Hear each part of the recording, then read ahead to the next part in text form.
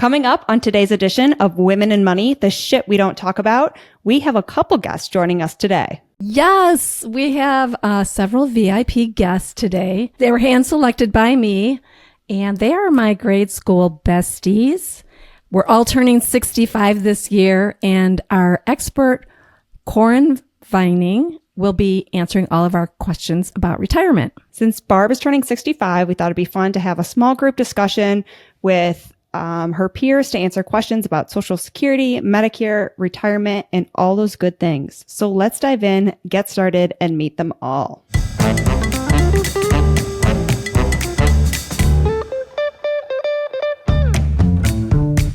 Gloria Steinem once said, "We will never solve the feminization of power until we solve the masculinity of wealth." Barbara Provost and Maggie Nielsen are the team at Purse Strings that will help you navigate the ins and outs of financial independence so that you can be financially fearless. This is Women in Money, the shit we don't talk about. Welcome, ladies. We are so excited to have you here today. So let's kick off the call by getting everyone introduced. If you want to share a little bit about yourselves. Koren, do you want to go first? Sure. Hi, everybody. My name is Koren Van Maldegiam. I am already 65.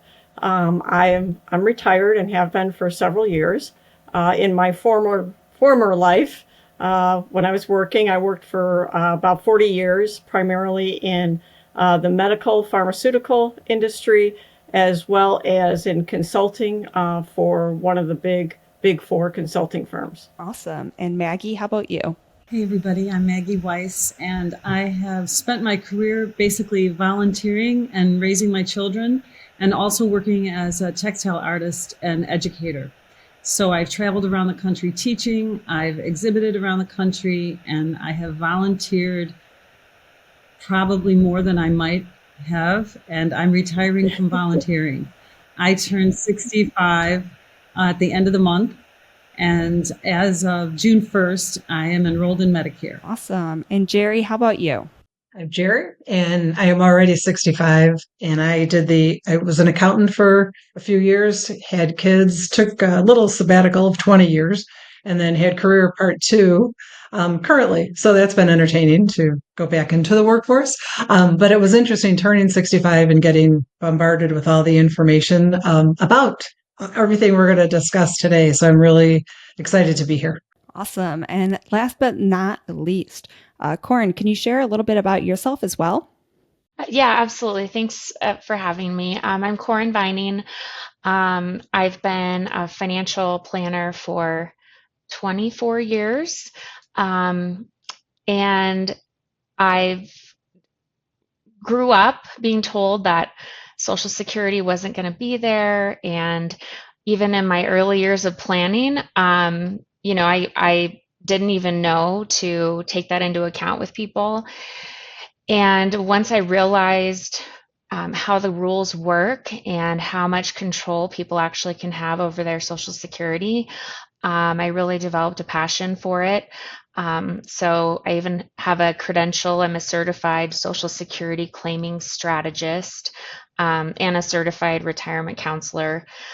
And when I'm not telling people what to do with their money, I'm a mom of two boys, 9 and 11, and we just started summer. So I have them elsewhere for this call, and then I'm gonna be spending some time with them this afternoon. So that's me. Oh, and I work for Cetera Investors. I'm supposed to say that. Awesome. We are so excited to have you on, all of you ladies, and have Koren as our expert today. And so we just want to dive in as the age of 65. We always thought that was the age of retirement, but I think that might have changed. So let's get some insight on that to get started. Well, I can jump into that. One of the first things that I always tell people is retirement is when you decide to stop working. So retirement is whatever age you want it to be. But what's totally confusing is that you have to make your decisions about Medicare at 65. And then with Social Security, you can elect to pull your Social Security as early as 62.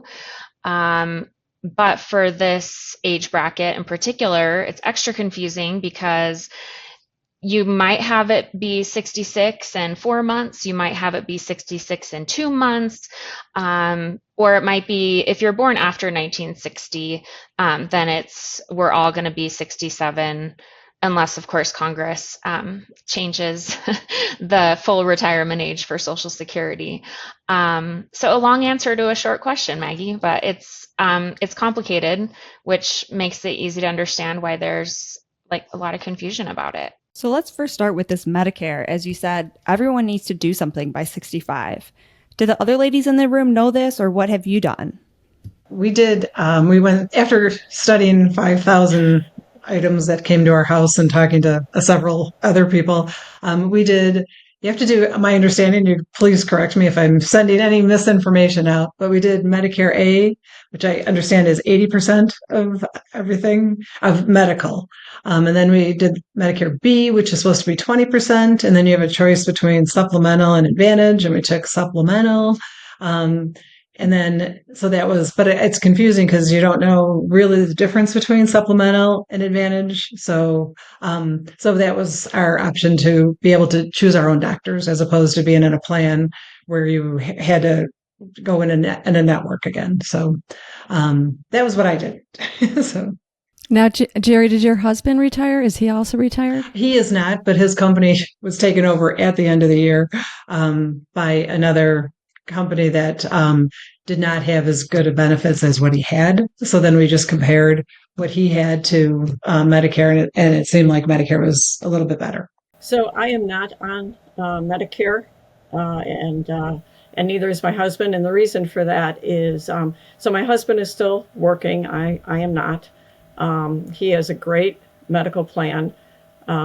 We also have our kids, we had kids late.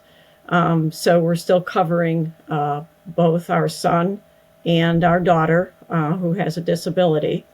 So, we have to put that in the mix as well. So we decided, and I talked to, I read the 5,000 pages that Geri read, and also talked to several specialists, and decided not to go on Medicare at this time. How about you, Mags? Well, my husband retired at 70, but he did what Koren said. He had to file all the paperwork ahead of time. And then also for Social Security, my understanding is the longer you wait to withdraw, the more you get with your monthly check. Is that correct, yeah, for the primary workers benefit. So what I heard from you is that you didn't work yourself, at least for income. So if you're claiming a spousal benefit, his benefit grows 8% per year from his full retirement age until 70. And what's also really great about that, by the way, is it magnifies your survivor benefit for way down the road, we hope. So in general, that's, usually a good decision. And then what's interesting, though, is when you go to claim your spousal benefit, even though it's based on his work record, the age that you are when you go to get it matters for how much you get. So it's complicated. So how would it be different if I was older, since I just qualified now? I started the process at 64. My COBRA ran out at the end of January, so I had 3 months where I got catastrophic temporary coverage until my Medicare would kick in June 1st. Well, so Medicare and Social Security are very different, even though you go to the same website to apply for both of them. So if you are on Social Security, they automatically enroll you in Medicare, at least, Part A. But if you're not on Social Security or claiming your own Social Security, you have to go in there and sign up for Medicare. So Maggie, for you probably started the process of Medicare, but it's a separate process, hopefully, of actually drawing your Yes. spousal benefit from Social Security. So hopefully you didn't like do both No. at the same No, time. just Medicare. Oh, good. Good job. Okay, and I have a question about that. So Maggie's husband's retired, and she's has the opportunity because she spent so much of her beautiful life volunteering and helping so many people. She wasn't getting an income, so she can claim a spousal benefit. Now, Karen, let's say she's worked her whole life, her husband's worked his whole life. Do they each just claim their own benefit of Social Security? Well, it depends on how much their own benefit is.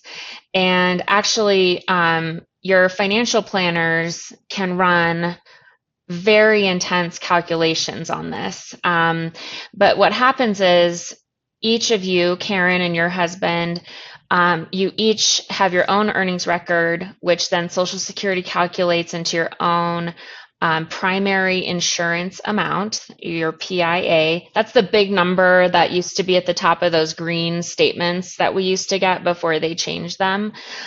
And what you can have is you can either take your own benefit or you can have half of your husband's benefit.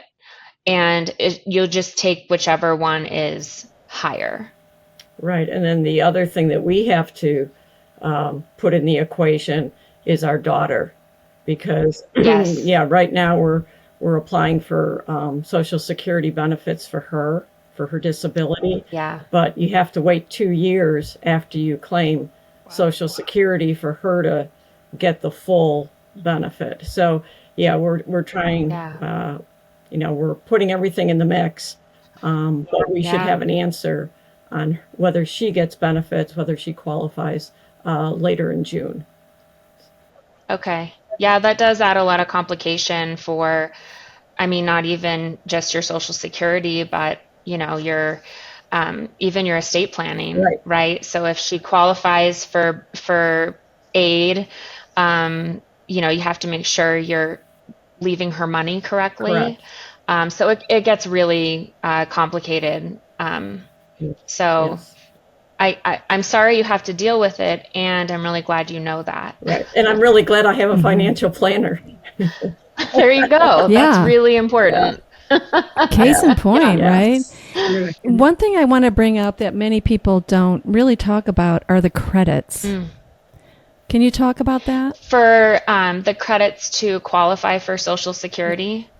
Yes. Yeah, so you have to have 40 quarters of earnings in order to get your full Social Security benefit. So 10 full years. Technically, you're supposed to actually have earned income in each quarter to get the credits. However, they get their information from the IRS. So I'm not really sure of how they would know the difference as long as you had minimum, a certain minimum amount of earnings each year. But what's interesting is the 10 years or the 40 quarters is how you qualify for Social Security benefits. But they actually use 35 years of earnings history to calculate your benefit. So, for example, for Geri, if you had 20 years of zeros, right, and then 15 years of income, they're going to figure all those zeros in when they're calculating your benefit. So it's so that's actually something really important for people to look at is don't just look at your statement. You actually want to log in and download your earnings history and make sure it's correct. And also run some calculations. Sometimes, even if you don't want to work your full-time career job anymore, sometimes you could go work at Starbucks, for part-time for a year or two and, make an impact on your Social Security benefits as well as, your retirement savings and everything like that. Did that answer your question about the credits? Well, I'm wondering, Geri, did you know that? I didn't know that, so that'll be interesting. So I will go and look at that. So Koren, I have a question. So say, you worked and then retired, and then you took a job at Starbucks, and that's your those are, you work there for 5 years or whatever. Do they Sure. take the Starbucks money? Do they work backwards, or is it the highest? It's your Uh, best 35 okay. years. And I'll tell you a quick interesting thing. My dad is 83 and still working his full-time career job. He just never stopped. And what's interesting is he gets these huge raises in Social Security every year, in addition to the cost of living adjustments, because they're actually recalculating his best 35 years. So maybe this year is replacing, one of the low years from right after, he got out of high school and went to work, for example. Wow. So yeah, if you do have a year of, for example, Starbucks, that's better than a year in your past or better than a zero, it will actually recalculate. And if you really want to, you can actually go into the Social Security website and you can play with those numbers. I do that a lot when I'm working with my clients to help them make those decisions about whether they should do more work, or not, whether it would matter. Because if somebody hasn't earned those credits, they might not get the best Well, amount of money, or if you don't have the 10 years of earnings history, you just don't get Social Security. So if somebody, I run into this a lot because in Colorado, a lot of people work for the state, and in the state system, you don't pay into Social Security. And I've run into people that, for example, might have 9 years, right? Not 10, but they'll have 9.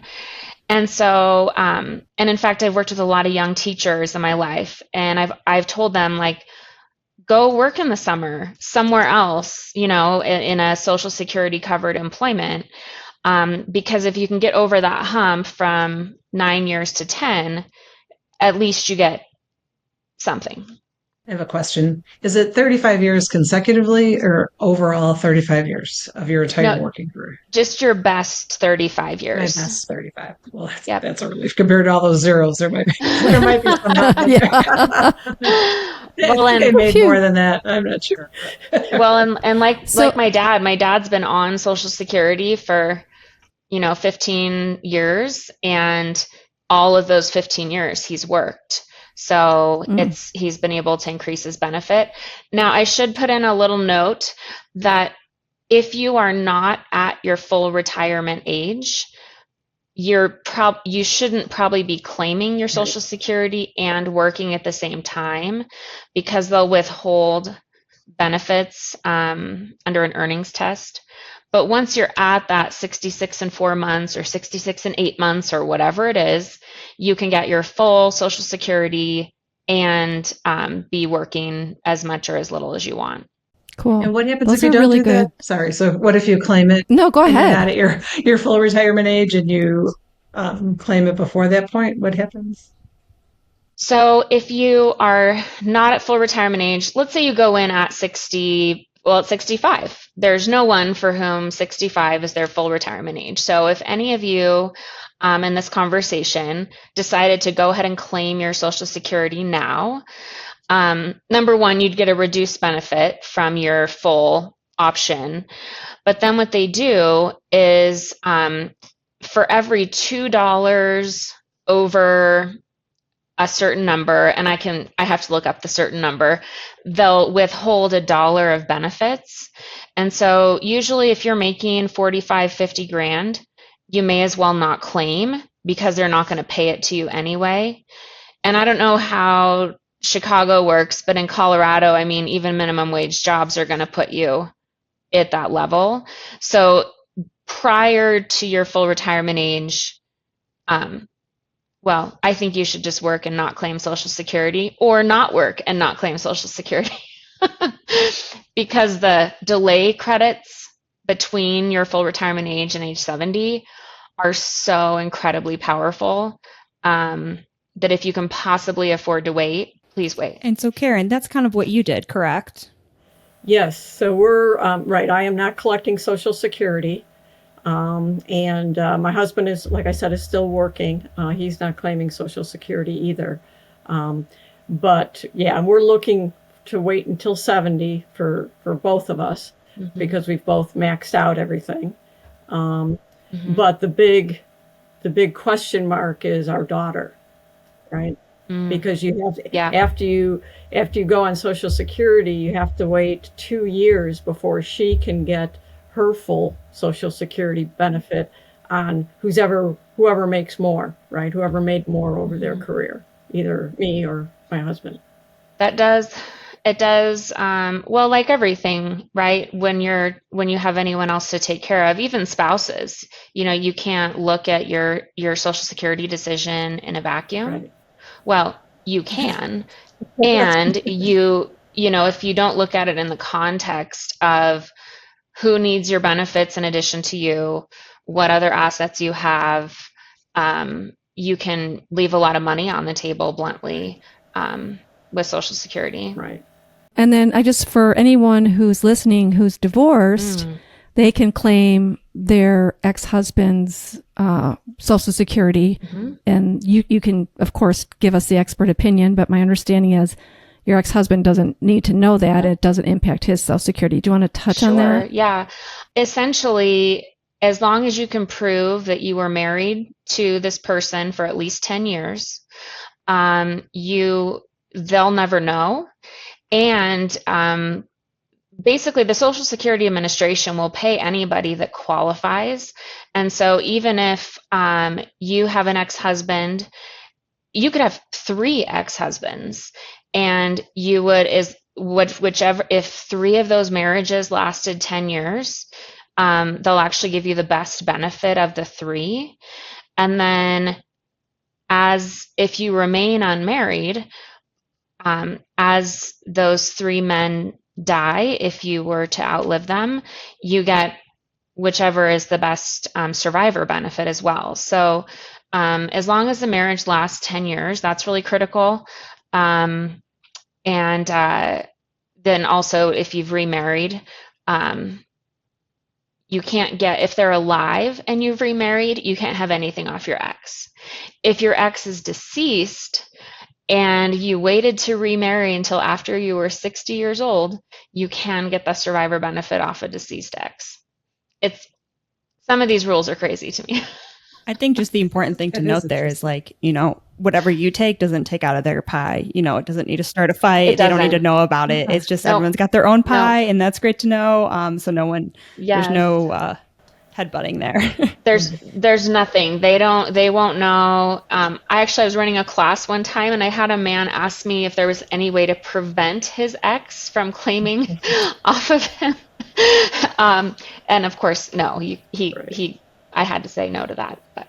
Can't imagine why he's divorced. Right? Maggie, did you have a question?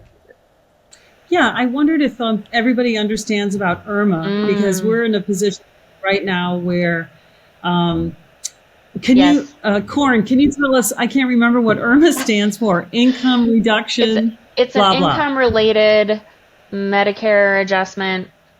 I think there's 2 A's, and now that you're asking me, I can't remember the second A.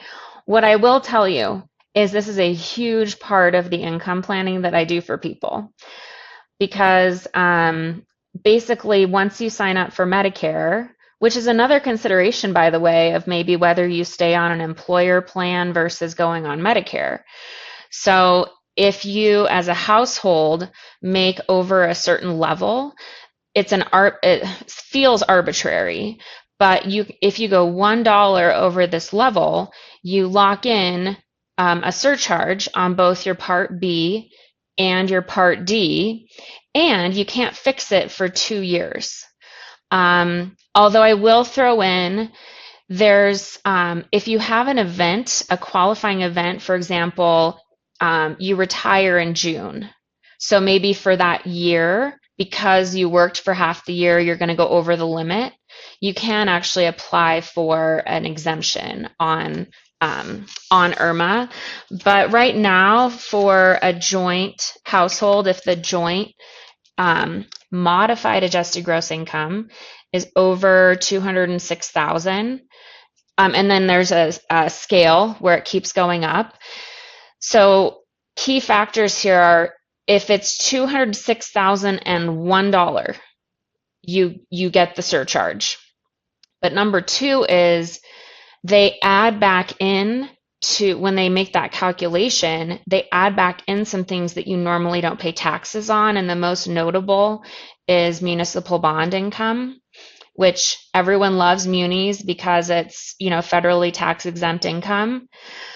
But a lot of my clients, I have to phase them out of that before Medicare because of, Maggie, exactly what you're talking about. And that's also a reason that people have to plan ahead for age 73, which is when your required minimums come out. Because if your required minimum pushes you over those lines, you still have to pay. So I do, in that timeline, right, between, whenever you start knowing this information and the time you hit 73, it's really important to be working with your financial planner and your accountant on making sure RMDs don't push you over that line. But Maggie, I'll tell you, when your husband does retire, like if you guys have the IRMAA, when he retires, you can submit, I think it's called an SR 99. You can submit a form, what is it? 44. Look at you. Look at you. Good job. We're in the middle of it because David did retire 2 years ago, August. Okay. So he's got his IRMAA adjustment accepted and processed. Yeah. So what that means, you guys, is his payment is going down. So good. From, I believe it was 334 now to 170. And they have a chart, and all these payments are wrote, so it's not going to change. It's the $1 over type of situation. Yeah. But so they calculate my SS income based on David's income. So I'm way over $500 for a short time until my numbers get processed, and possibly in 60 days. Well, wait, it's going to be the end of June. Possibly by the end of June, I will have the reduced payment adjusted. Well, that's good. That's awesome. And I actually just learned this today, that if you get a letter from Medicare about an IRMAA adjustment, you have a deadline of when you can file the SR 44. So those letters come out often in November. And so people have to make sure that, by the end of January, that they've filed for those exemptions. Look at you. You all know all this stuff. This is amazing. Oh, these are bright women. I'm telling you, they do their homework, but there are still questions. I mean, everyone's trying to wade through it based on their own situations. And what I love is bringing these different situations to light for other people who are listening. They were like, gosh, I had no idea, or no one ever talked to me about that. Or for women who don't realize that this is the value of having a financial planner, right? I mean, you can't study all this stuff and know all this stuff based on these certain situations, but they talked about it. They read all their mails, their incoming mail, talked to the right people. But there's still questions. We're always still learning. Purse Strings offers an available for hire network of vetted professionals who specialize in serving women. When you have a life event that has suddenly made money a priority, you can now move forward with a whole new confidence that you're getting advice and services from savvy professionals who are uniquely equipped to serve your needs. Go to pursestrings.co and use our directory of handpicked financial professionals when you're ready to plan for retirement, navigate divorce, buy your next home, fire up your new business, and more. Go to pursestrings.co or check the link in the show notes. Now you can be financially fearless. You said there's something we need to do at 65. Yes. So at 65, and ideally a few months before you turn 65, you need to make a decision of whether you're going to enroll in Medicare, or if you have creditable coverage from an employer, then you don't have to enroll in Medicare. I will say it's super important, in my opinion, that you actually go to HR and get a piece of paper that says you have creditable coverage. And you also have to make sure that your prescription plan with the employer also, like separately, is good enough. An ex family member of mine, I'm recently divorced, locked in a lifetime of Part D penalties because they didn't know that the Part D was, well, A, required, and that it has a separate qualification for creditable coverage. So, so basically, within the time frame that you're turning 65, you have you have an open enrollment period, basically based on your birthday. And what's also really important is you want to start making decisions about whether you're going to do an Advantage plan or a supplement plan, because this is the window when they can't take into account pre-existing conditions. And also, you have to think too about, what if I am not as healthy in 5 years as I am today? So for example, if you start out on an Advantage plan and then need to switch over to a Medigap plan, there can be pre-existing condition limitations. So I could keep going, but I'll stop for a minute.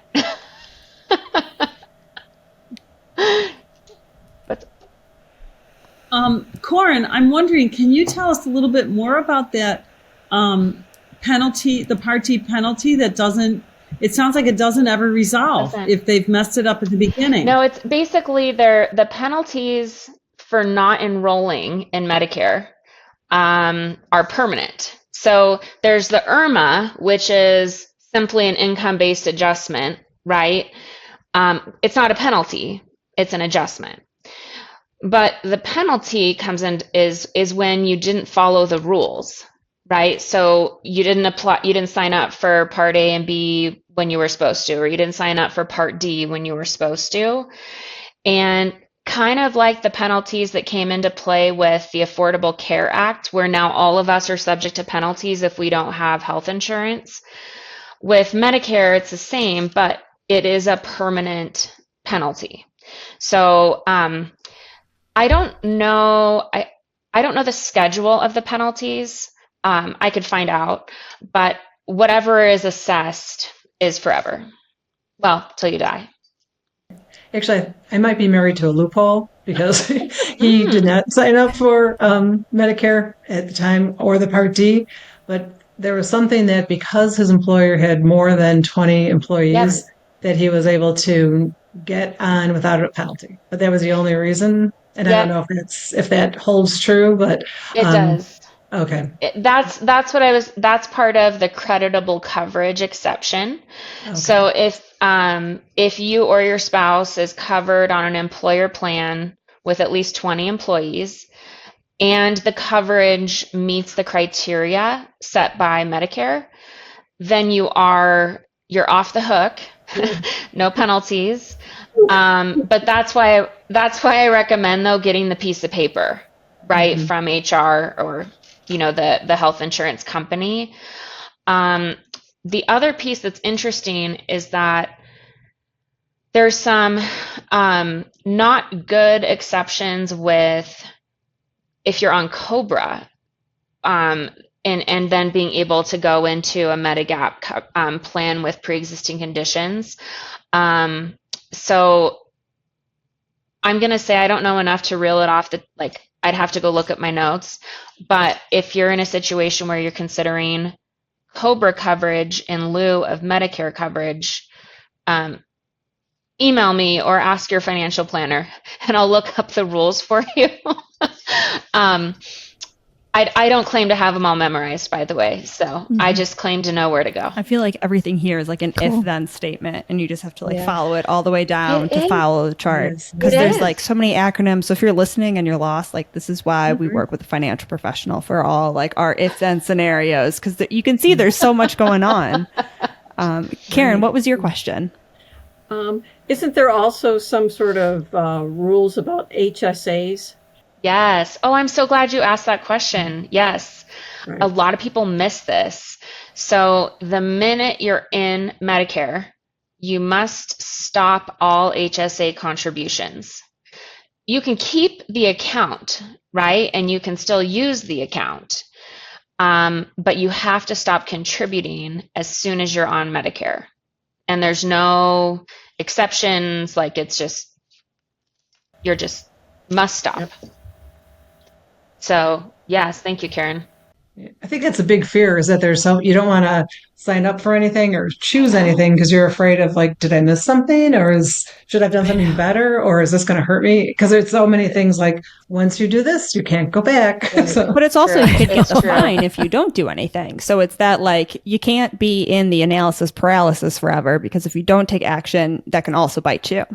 Well, and that's why, that's why people like me have jobs, right? It's so, sometimes we nudge you to make the moves that you need to make, because that is real. The paralysis, I see it all the time.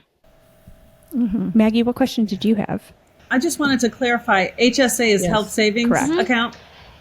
That's Yeah. all, yeah. We called it something else, but I knew it. Yeah. They're the ones that you can do if you have that, like a high deductible plan.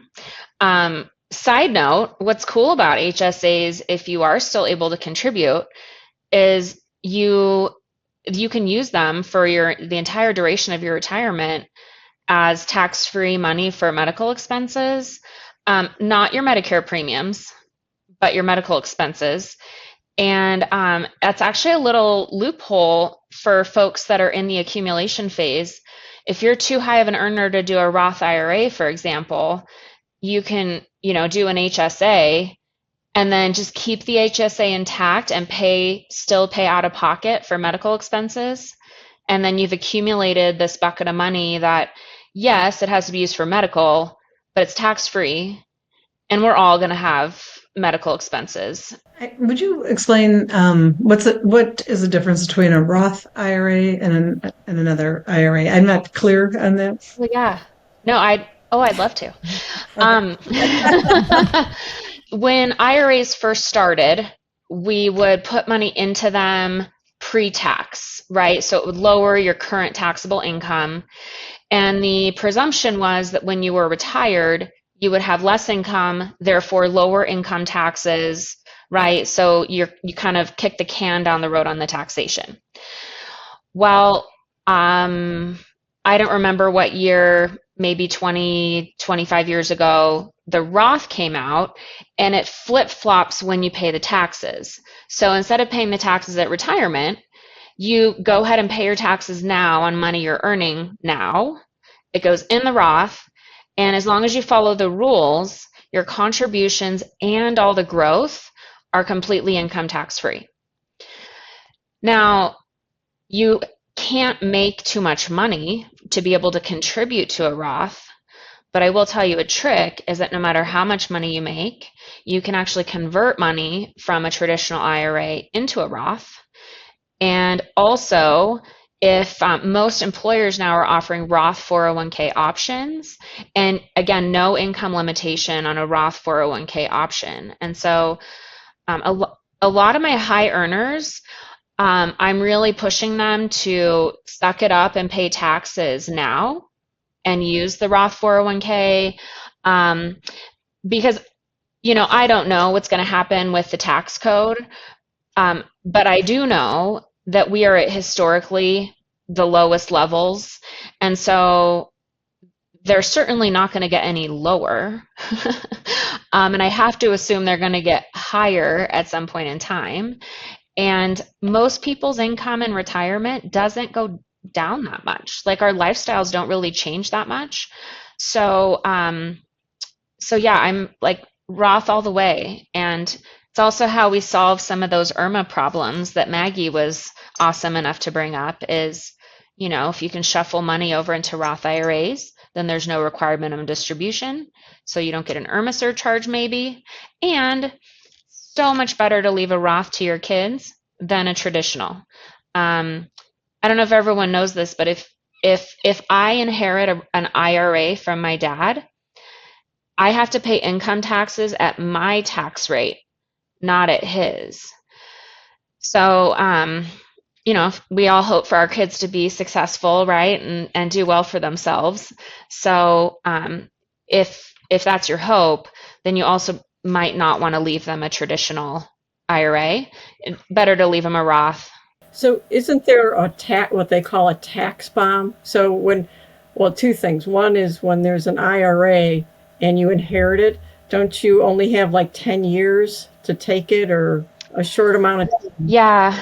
And then if you have an IRA, you have to start taking distributions, and that could put you, and I don't remember all the details, but I think you have to take it over a certain period of time or start taking it.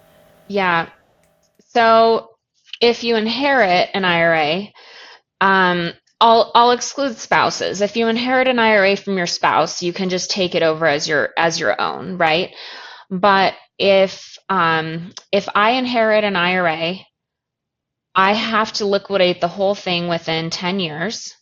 Now I can choose, right, if I want to take it out in pieces or, however that goes, but I do have to take the money out within 10 years and include it in my personal income taxes. And if I'm having an inherited IRA at the same time that I'm 73, then I'm also having to take those required minimums from my own account, which is going to push me up a tax bracket for ordinary income taxes, and also could put me in territory of those IRMAA surcharges that we were talking about. Is there any way around any of that?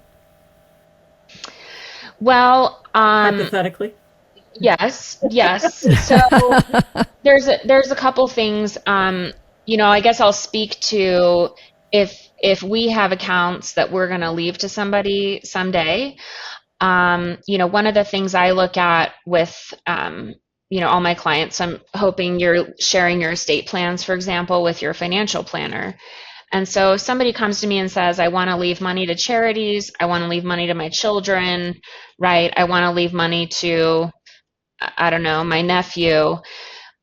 What you can do is, for example, leave the IRA money to the charities, because the charities don't pay income taxes. And then leave the Roth or the non-qualified securities to the kids. Also, life insurance is amazing for taking care of tax problems. It's even in retirement, it's a phenomenal tool because it's immediate tax-free cash, and it can allow your beneficiaries, if they do have a tax bomb, right, to help them pay for it. But also, if you leave a $2 million property to your, that's $2 million today and it's worth $10 million when you die, and you leave it to your kids, the probability is the IRS is going to want some estate taxes out of that. And they don't take like a portion of the deed. So, the family would have to sell the house or mortgage it or all these other things. So when you talk about solving tax problems, whether it's estate or income,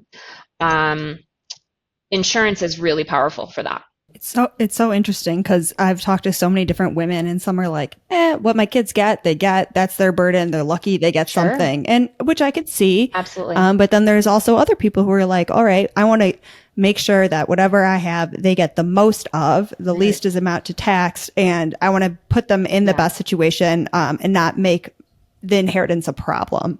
And so it's funny, how forward thinking or not, people want to be. And, we could all see both sides, but it is not just planning for us and our tax burden during retirement, but what that looks like kind of handing it off. And like I said, some people don't care and some people do want to make the most of that money. And I'm sure, there's everything in between. Yeah. One comment I would just make on that is that, I think that most people, if they understand that they're having to choose between leaving their money to their kids and donating it to the IRS, most people won't choose the donation to the IRS. And sometimes people don't understand that that's what they're doing. And so, another reason why we, talk with our girlfriends about what's going on, and we talk with our planners. Yeah, I think the planner and your tax advisor you need to have both, really. Absolutely. Yes. Absolutely. Yeah. And an attorney so that you have good wills and POAs and trusts and all That's that. all So caught up in probate. yeah. Yeah. Well, this has been, I mean, I think we went over our time. I think we could talk for a couple more hours. There's a lot more questions. We may have to tee something like this up again. But let me just ask you a closing question for my BFFs. How do you want to spend your retirement? What is working all those hard years look like for you? How do you want to spend your time when or if you're retiring? So I guess I'll start since I'm retired. Late. Yeah. So, that was a question that I had. And actually, I asked some of my BFFs, that were retired. It's like, what do you do all day, right? Because we went to school and then we worked, and that's taken up the majority of our life. And, I wasn't convinced. They were telling me, oh, I do this, I do that. It's the best thing ever. And I'm like, yeah, right. But actually, I would say, and I know, Koren, you have 3 stages of retirement on your website. And I think the 60, being 60 and or in your 60s, I think is one of the best times of our lives. And I have never been bored. I've been retired, 5 years, and I've never been bored, and I'm really enjoying life. I have time. I was able to spend a lot of time with my parents before they passed, and time with family, which, can be good or bad, depending, right? But no, I mean, kidding aside, it's been great. And then really just time with friends. I mean, there were so many years as you were raising your kids and working your butt off that I lost touch with so many people. I mean, people from grammar school, this group, right? And I've really reconnected. And then all the things that I wanted to do, that are on the bucket list, even weird things like, paint by number, join a book club. And, I've been traveling a lot, and I spent a lot of time. I never realized how much I like the outdoors. I sat in an office all the time. And so I'm really enjoying it. And I think once it's kind of weird because I set goals when I retired. This is how I want to spend my time. And it's a pie chart. And, I've got like the plan and the actual. So, and then I try and adjust, but, it really keeps me, it keeps me kind of, honest, so to speak. And, I spend a lot of time with my friends, walking, kayaking, bike riding, all that kind of stuff. So it's really, to me, it's kind of like when you were young and you could do all the fun stuff. Now you're older and you can do some of the fun stuff, but you've got the money now to do it too, right? And the time. So it's really a great, a great time of life, at least from my perspective. Awesome. And you planned that. I mean, you planned all of that out with your financial advisor and your family. Yeah, I mean, when the financial advisor, one of the questions they ask is, so how do you want to spend your retirement? And, it's a lot. And I'm like, I don't know. And we thought we'd move, but, I think it's kind of an evolving plan. So we thought we would move. Sure. And downsize and all that kind of stuff. And what we realized is, we really want to be by family and our friends. And that's what we have here. So we're here. And when it gets cold, then we'll go someplace warm. Love it. That's incredible. So I'll chime in because we also thought we would move and surprisingly got a dog 2 years ago. And so we really liked the yard, but we went around looking at houses and everything when before the interest rates went through the roof. And it's incredibly difficult to find a spacious, smaller house, even if without a huge yard, which we have now. So we're kind of in a holding pattern because I'm really not sure what's going to happen in the housing market. And you see this big studio behind me. I know I would like to come to the studio for a couple more years, but I need to downsize and to find a smaller house that even would have a decent garage that I can convert or something like that. It's been tricky. So The other complication is kind of like Karen's situation. Although David's retired from his academic job, he is still working on writing papers and solving theorems. So he's not ready to get the camper and drive across the country with me, or check out every national park. I can barely get him to one a year. Hey Maggie, so, maybe we should connect and go camping around the country, because Dave's not buying it either. He's like, no. Okay. Well, so I think I remember growing up hearing about your trips, Karen, because didn't your family go on a camper? Yep, we camped for years, and even after we were, well, not after we were married, but before we were married, we camped a lot. Well, I was in awe of that. So that's on my bucket list. Oh, what's my retirement is interesting because since I did my career part 2, I'm like, what? People are retired at 65? I am just getting started. And I'm like, what do you mean you have a lake house there and you're going for like 3 months? So fortunately, I have the consulting, so it's sort of flexible. So I want to learn I thought I was going to move to Colorado. And then I went there and I'm like, no, I would miss family. But I do want to my goal is to learn how to downhill ski without it taking me 3 hours to get down the hill, because I'm always afraid to kill somebody or myself. So, but I'm traveling. I'm going to run a marathon with my sons in Scotland. So those are and then the housing market too is kind of, kind of holding you back. So it's kind of in limbo. We'll have to see. So. And Barb, what's your retirement looking like? Well, Purse Strings is my passion project, and I love working with Maggie. And this is such a sweet spot for me. Like, it's not work. I just love this work so much. I think it's such a gap that's out there that I'm really hoping to fill for so many women. I think it's what I was ultimately born to do. How we have to kind of find our space. So I love it, but I do kind of look at those, those cruises along the Rhine and things like that. And I think to myself, we should just book one of those and do it. So I'm trying to, dip into a little bit more retirement behavior, but Purse Strings is my passion that I think I will continue to do for a while. I'm not ready to give it up or even think about that. And then tennis. Tennis is my thing. I love tennis. I watch tennis. I play tennis 5 times a week. So that's my favorite thing to do. So, Maggie, what's your retirement plan? Yeah, we don't know yet. Plan right now is start funding it and go back to Koren's original post of, will Social Security be there when you need it? And we will talk about that one later, because that one is a long way down the line. But Barb's not going anywhere anytime soon. But no, this has been wonderful. I think there's been so many different, action steps to take out of this, depending on where you are. Maggie, Geri, Karen, we appreciate you coming on here and sharing your stories, as well as Koren, giving us all that expertise.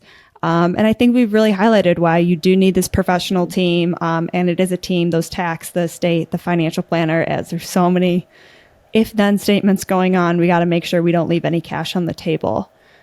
Does anyone else have any parting thoughts before we sign off today? This was great. Yeah, Thank you. Thank you. Of course. Thanks for including me. This was so much fun. Good. I'm glad everyone had fun today.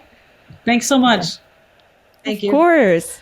So yeah, thank you for tuning in. Remember to like and subscribe, as that helps us grow. And remember just to take one small action, as that's so important to do. So let's keep talking about this shit, and we'll talk to everyone soon. Bye. Information is for illustrative purposes only and does not constitute tax, investment, or legal advice. Always consult with a qualified investment, legal, or tax professional before taking any action.